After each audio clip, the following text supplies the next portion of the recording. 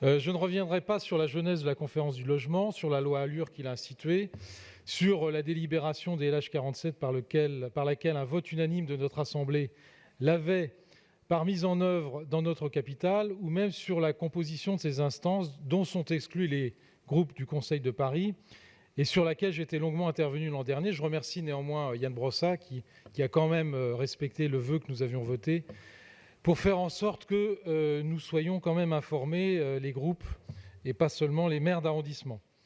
L'amélioration de l'accès au logement des personnes en difficulté est un des grands impératifs de la politique parisienne de l'habitat, et l'assurance d'un équilibre territorial dans la répartition des personnes et des nouveaux logements créés est évidemment de bon sens.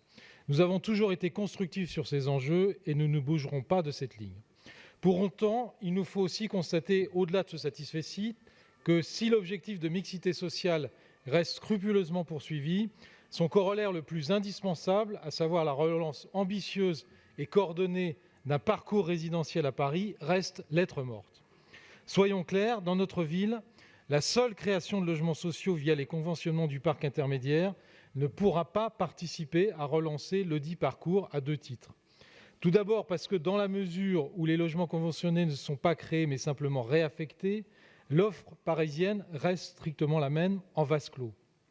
Ensuite, parce que malgré l'engagement de la ville à atteindre les 30% de HLM, de logements sociaux en 2030, cette politique ne suffira pas à compenser l'explosion exponentielle du nombre de demandeurs, qui s'élevait déjà en 2017 à 245 000 personnes, soit un chiffre supérieur à celui de l'ensemble des biens du parc social parisien.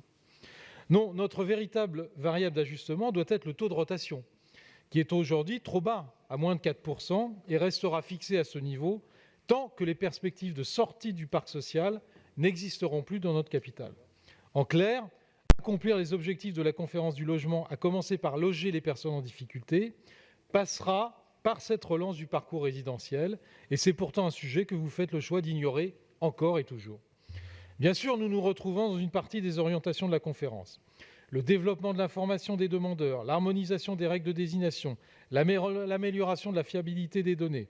Mais nous pensons surtout qu'il faut aller plus loin, plus vite, et penser le logement non plus en segments distincts, social, intermédiaire, libre, privé, mais bien comme un ensemble codépendant. À nos yeux, loger les plus fragiles nécessitera de libérer des places et donc aussi de libérer tout le secteur du logement à Paris, concernant notamment les classes moyennes. À ce titre, nous présentons un vœu de rééquilibrage de la politique municipale en leur faveur. Il s'agit d'un vœu sans dogmatisme, sans provocation, mais simplement construit autour de l'idée que Paris, capitale de la France, ville-monde, ville-refuge, ne sera plus vraiment Paris tant qu'elle ne pourra pas répondre à la pression chaque jour croissante des personnes y recherchant un logement.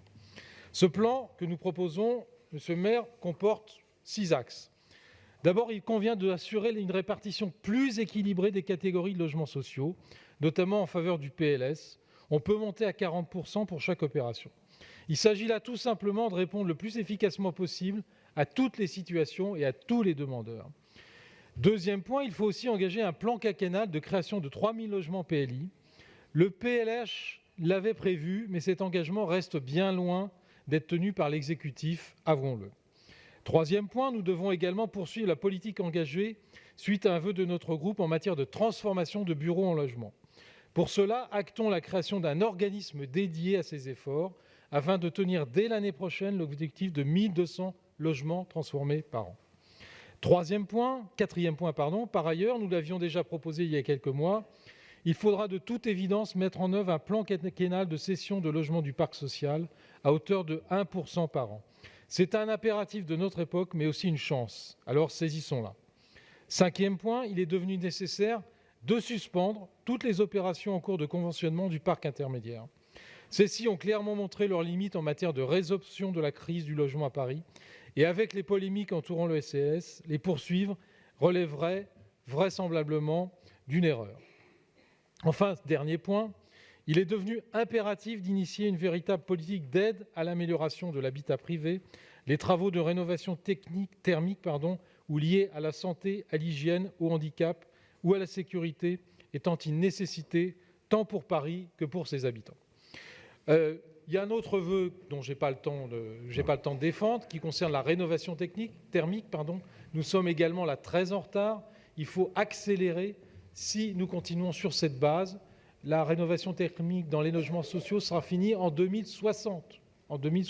Merci, Donc là Monsieur aussi, Dubu. il faut accélérer sur ce niveau-là.